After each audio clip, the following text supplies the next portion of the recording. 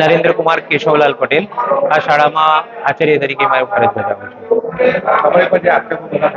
હા, મેં સાંભળ્યું ગઈકાલે તમામ શિક્ષકોએ આવેદનપત્રક માન્ય ડીડીઓ સાહેબને અને અમારા ડીપીઓ સાહેબને આપ્યા છે. એમાં જે કંઈ આક્ષેપો કર્યા છે, ન્યૂઝ ચેનલોમાં પણ મેં જે વાંચ્યું છે અથવા તો સાંભળ્યું છે, એમાં જે આક્ષેપો થયા છે એ તદ્દન આક્ષેપો પાયાવિહોણા છે. હું બિલકુલ કહું છું. હવે આવેદનપત્ર જે આપ્યું છે તો શિક્ષણ વિભાગ તપાસ કરશે એના બાબતે. હું દોષિત છું કે નહીં એ શિક્ષણ વિભાગ નક્કી કરશે. મહિલા એટલે કાર્ય માટે તો મારે કહેવું પડે ને એમને. કામ ના થતું હોય તો મહિલા શિક્ષક હોય કે પુરુષ શિક્ષક હોય, મારે એમને કહેવું તો પડે. એટલે કામને હેરાનગતિ અથવા તો સૂચનને હેરાનગતિમાં ઠેરવે એ વાત યોગ્ય નથી. બરાબર, બિલકુલ આપણે સાથે લઈને જ કામ કર્યું છે. 1 વર્ષ સુધી જો હું લિબરલ રહ્યો છું, કાયમના પ્લસ માઇનસ જે કંઈ હતું એ બધું ચલાવ્યા કર્યું છે, તો હું ત્યાં સુધી સાચો અને છેલ્લે એક વીક થી કામ લીધું છે એટલે હું ખોટો. એમના ચડાવ આ બાળકોને ગેરમાર્ગે દોર્યા છે, શિક્ષકોએ ગેરમાર્ગે દોર્યા છે. બરાબર છે. બાળકો પોતાની ભાષા સ્વભાષા નથી બોલતા, એ શીખવાડેલી ભાષા બોલે છે. શિક્ષણ વિભાગ તપાસ કરશે એના માટે. અને મારું કામ પણ જોયું છે, 1 વર્ષમાં શું કામ થયું છે એ ગામે પણ જોયું છે. સોળપુરનો વિષય અત્યારે આપણે વાત કરવી એ મને ઉચિત નથી લાગતી, કારણ કે એ આખો શોર્ટ આઉટ થઈ ગયો છે. ઉશ્કેરવામાં આવ્યા હોય અને ઇન્સિડન્ટથી જે થયું છે એ તકદીરના ખેલ હશે, એને હું ફરી વખોડવા માંગતો નથી. હાલમાં જે આખી ઘટના બની શું કહેશો? ઘટના બાબતે તો બસ એટલું જ કહીશ કે શિક્ષણ વિભાગ આની તપાસ કરે, પૂરેપૂરી ઊંડાણપૂર્વક તપાસ કરે અને દોષિતો સામે એ શિક્ષાત્મક પગલાં ભરે, એ હું હોય કે શિક્ષક હોય જે હોય, એવી માંગ મારી છે. વાત તદ્દન ખોટી છે. આ પણ આક્ષેપ એકદમ પાયાવિહોણો છે. ગાળો કેવી રીતે, કોની સાથે હું ગાળો બોલ્યો, એના માટે આધાર પુરાવા તો આપવા પડે. 13 શિક્ષકો આજે સાથે મળીને મારી સામે થયા છે, તો 13 શિક્ષકો એકની ભાષા બાકીના 12 બોલવાના છે. ડેફિનેટલી એમાં કશું ખોટું નથી. અને વિવાદ ઉભો થયો છે એટલે વિવાદમાં પલ્લું એમનું ભારું કરવા માટે એ ગમે તેવા આક્ષેપો કરી શકે છે મારી સામે. આ કઈ શાળા છે અને આથી શું ઘટના? મારું નામ વિનયભાઈ યુવાનભાઈ પરમાર છે. હું પ્રાથમિક પેટલી પીએમસી શાળામાં મદદનીશ શિક્ષક તરીકે ફરજ બજાવું છું. આજ રોજ તાળાબંધી થવાની હતી, પરંતુ સવારે વહેલા અમે જ્યારે અહીંયા શાળા પર ફરજ ઉપર હાજર થવા આવ્યા ત્યારે ગામના આગેવાનો તથા ગામના જે કોઈ વડીલો છે, આગેવાનો છે, બધા અમને મળ્યા, અમને સહાનુભૂતિ આપી અને અમને વિશ્વાસ આપ્યો કે ભાઈ આચાર્યશ્રીની ફરિયાદને ધ્યાને રાખીને અમે એના અનુસંધાનમાં જે કંઈ કાર્યવાહી કરવાની થશે તે અમે કરીશું. અને એમની વાતને અમે માન્ય રાખીને અને એમને માન આપીને અમે આજે તાળાબંધી કરી નથી. અમારું શિક્ષણ કાર્ય ચાલુ છે અને અમે અમારી ફરજ ઉપર અત્યારે હાજર છીએ. મુખ્ય શિક્ષક ક્યાં જતા? મુખ્ય શિક્ષક અત્યારે સવારે ગ્રામજનોના વિરોધ અને શિક્ષકોના વિરોધને કારણે તેમને બાજુમાં ગ્રામ પંચાયત આવેલી છે, ત્યાં આગળ ગ્રામ પંચાયતમાં તેમને હાજર કરવામાં આવે છે, ત્યાં આગળ તેમને બેસાડવામાં આવે છે. પરિચય મુખ્ય શિક્ષકનો વિરોધ કેમ આટલો બધો? મારું નામ યોગેશભાઈ ડાયાભાઈ રોહિત, આસિસ્ટન્ટ શિક્ષક પેટલી પ્રાથમિક શાળા પીએમસી ગુજરાત.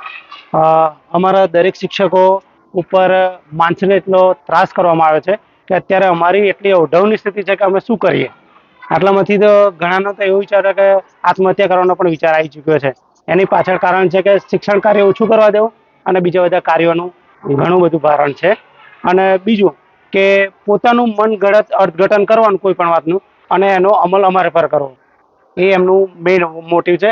બીજું કન્વીનરો બધા નિમી દેવા અને પોતે કશું કરવાનું નહીં અને બધા કાર્યો શિક્ષકો જોડે કરાવવાના. અને પછી એમાંથી પહેલાં કરી લો તમે અને પછી શું કરે છે કે આ ભૂલ છે, પેલી ભૂલ છે, ફલાણી ભૂલ છે, એટલે ભૂલો જ કાઢતા કરે છે. અને બીજું કે ટોર્ચિંગ વધારે જ છે, અસહ્ય છે અને બાળકો એનાથી શું કરે પરિચિત છે જ. તો તમારી માંગ શું છે? અમારી માંગ તો એક જ, અમારા સમગ્ર સ્ટાફની એક જ માંગ છે કે આ શાળાના આચાર્ય છે એમનાથી એમને મુક્ત કરો. શાળાની અંદર તાળાબંધી થઈ રહ્યા નથી, શું થયું છે? હાજી, મારું નામ છે હિરેનગીરી નટવરગીરી ગોસાઈ. હું પેટલી પ્રાથમિક શાળા પીએમસી ગુજરાતમાં ફરજ બજાવું છું. આજ રોજ અમે શાળા સમય પહેલા જ શાળાએ આવી પહોંચ્યા હતા. જ્યારે શાળાએ આવી પહોંચ્યા ત્યારે અમને ગ્રામજનોએ કીધું કે અત્યારે કોઈ અંદર જવાનું નથી, અમે તાળાબંધી કરવા ઈચ્છીએ છીએ. પછી બધા જ ગ્રામજનોએ અમને કીધું કે આવું કેમ થયું છે, તો કાલે અમે આવેદનપત્ર આપ્યું છે, એમાં બધી જ વિગત લખેલી છે. સાહેબ, દરેક શિક્ષકો કામ કરી રહ્યા છે, પોતાની ફરજ યોગ્ય રીતે નિભાઈ રહ્યા છે, પરંતુ કેટલુંક એવું છે કે જે આત્મસન્માન, સ્વમાન, જે બાળકોની સામે એ કશું જ રાખતા નથી. ગમે ત્યારે માનસિક સંતુલનને ગુમાવી બેસે છે અને બાળકોની સામે એટલો બધો ગુસ્સો કરે છે. મધ્યાહન ભોજનના કર્મચારીઓ સામે પણ દરેક રીતે કંઈ પણ કામ કરવા જઈએ છે, સારી રીતે જ કામ કરીએ છીએ, પણ છતાં એમના ધાર્યું જ થવું જોઈએ એવું એમનું વલણ છે સાહેબ. અને એટલા માટે બધા જ સતત અમે આટલા વર્ષ સુધી અમે એટલા માટે રાખ્યું કે અમારા પેટલી ગામનું, અમારી શાળાનું નામ ખરાબ ના થાય. પણ સાહેબ હવે અમારી હદ આવી ગઈ છે. અમારા તમામ શિક્ષક મિત્રો, બહેનો, કે જે બહેનો 1:30 વાગ્યા સુધી અહીંયા કામ કર્યું છે અને કામ કર્યા પછી પણ એમને એમ કહેવામાં આવે છે કે તમે શું કામ કર્યું છે, અને છેવટે પ્રાર્થના સભાની વચ્ચે એ લોકોને એમ કહ્યું કે 4 નંગ આવો, કેવી રીતે કામ થાય એ હું તમને બતાવું. તો આ શબ્દ એક શિક્ષક તરીકે અમને કોઈને સાહેબ, આપ કોઈ પણ હોય ને, સમાજનો કોઈ પણ વ્યક્તિ છે ને, આ સહન નહીં કરી શકે સાહેબ. અને હા, વિદ્યાર્થીઓનું પણ જ્યારે એવું અમે પણ સાંભળ્યું છે કે જ્યારે તરુણાવસ્થાની જ્યારે એનું એક સેશન લેવાનું હતું, ત્યારે તરુણાવસ્થાનું સેશન લેવા માટે 2 શિક્ષક મિત્રોએ ખૂબ સરસ રીતે એમને સમજાવવામાં આવ્યું, પરંતુ તરુણાવસ્થાનું સમજાવ્યા પછી બહાર આવીને એમણે કીધું કે તમે બધું કીધું છે? તો અમે કીધું હા સાહેબ, સરસ ભાષામાં. એ સાહેબોએ કીધું કે અમે સરસ શાંતિપૂર્ણ ભાષામાં એમને સમજાવ્યું કે ના, આ લોકોને એવી રીતે ના સમજાવાય, તમે કેવી રીતે સમજાવાય એ તમે જુઓ. એમ કરીને અંદર ગયા, બારણા બંધ કર્યા છે. 2 જે શિક્ષક મિત્રો હતા એમણે જે સાંભળ્યું છે ને સાહેબ, એ અત્યારે કહી જ નથી શકતા. એ બાળકો અમને જ્યારે કીધું ને, ત્યારે અમારે પગ પરથી નીચે ધરતી જતી રહ્યો ને એવું લાગ્યું સાહેબ. અરે, જેને ના જિજ્ઞાસા હોય ને એ પણ જિજ્ઞાસા ઊભી થાય ને એવું કરવા માંડ્યું. આખું તરુણાવસ્થાનું જે માર્ગદર્શન આપવાનું હોય એના બદલે એમાં ઉત્તેજન આપવાનું થાય ને એવું કામ કર્યું છે સાહેબ. મારું નામ પ્રવીણાબેન વિઠ્ઠલભાઈ સોલંકી છે. હું પેટલી પ્રાથમિક શાળામાં આસિસ્ટન્ટ શિક્ષક તરીકે ફરજ બજાવું છું. અમને આચાર્ય તરફથી એટલો માનસિક ત્રાસ મળે છે કે અમે બસ કંટાળી જ ગયા છે, અને હવે તો એમ થાય છે કે હું નોકરી જ છોડી દઉં, અને આત્મહત્યાનો જ વિચાર આવ્યા કરે છે. અમને ચારેને એમ કહે છે કે 4 નંગ અહીં આવો કે છે. હું તમને શીખવાડું કે કેવી રીતે કામ થાય છે. આટલો બધો ત્રાસ કેમ આપવાનું કારણ શું? શું કહે તમે શું કહે તો તમને આટલું બધું આત્મહત્યા સુધી પહોંચવાની વાત આવે? બસ કેવું, હું જે કહું ને એ જ કામ કરવાનું છે, તમારે બીજું કશું જ નથી કરવાનું એમ કે છે. તમે તમારી રીતે કામ કરતા નહીં? ના, બધા કરે છે, બધા શિક્ષકો કામ કરે છે, તો પણ અમને માનસિક ટોર્ચર જ કરી રાખે છે. અને કેવું હોય તો તમે, હું કાગળ તમને આપું, પેન આપું, તમારે જ્યાં લખવું હોય ત્યાં લખો, મારા વિરુદ્ધ તમારે જ્યાં જવું હોય ત્યાં જાઓ એમ કે છે. તમારી માંગ શું?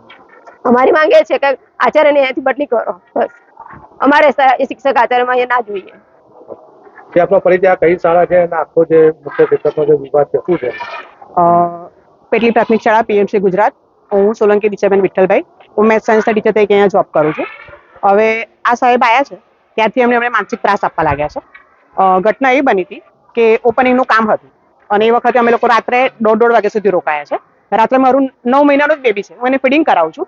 મેં એમને સાહેબને કહ્યું કે સાહેબ મને જવા દો, તે છતાં સાહેબે ધાકધમકી ભરી મને અહીંયા રોકી રાખી, મને અને બીજા શિક્ષક મિત્રોને પણ રોકી રાખી. બીજા દિવસ સવારે આવ્યા સ્કૂલમાં અને આવીને અમને જેમ તેમ બોલવા લાગ્યા, ધાકધમકી આપવા લાગ્યા, તમે કશું કામ નથી કરતા, આમ નથી કરતા, તેમ નથી કરતા. એટલે મેં એમને કહ્યું કે સાહેબ અમે કામ તો કરીએ છીએ. તેમને એવું લાગ્યું કે બેન જુઠ્ઠું બોલે છે, કામ નથી કરતા. અને પછી હું ક્લાસમાં એમની ઓફિસમાં ગઈ, મેં કહ્યું સાહેબ સોરી, મારાથી તમારા સામે બોલી ગયો તો મને માફ કરો.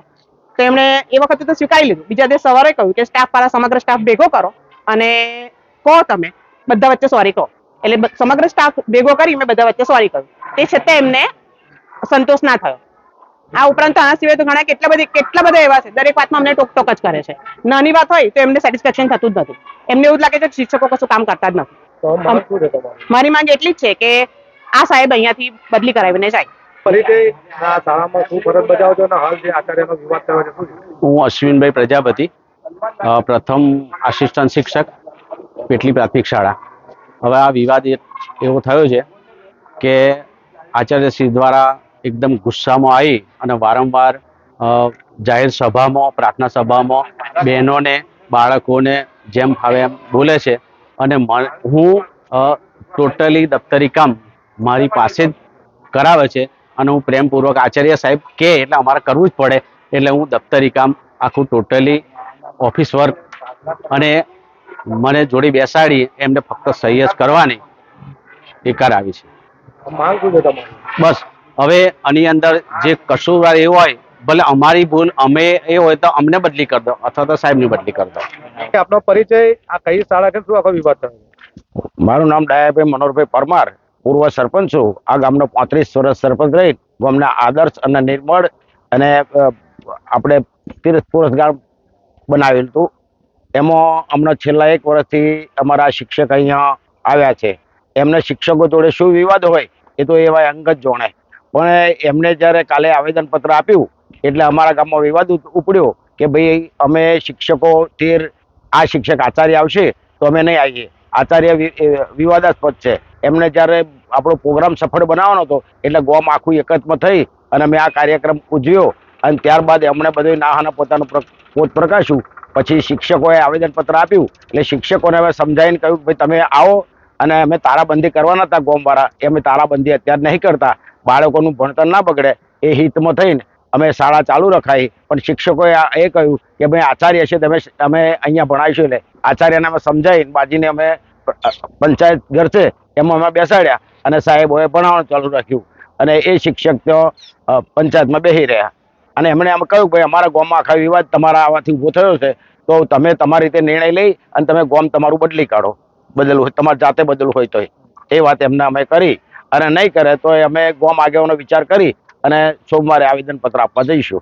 My school is one such future-ready school where I understand each and every concept taught in the class and don't rote learn, where teachers don't just use books and blackboard to teach but use new ways of teaching and learning like audiovisual learning, activity-based learning and group activities, which enhances my conceptual understanding.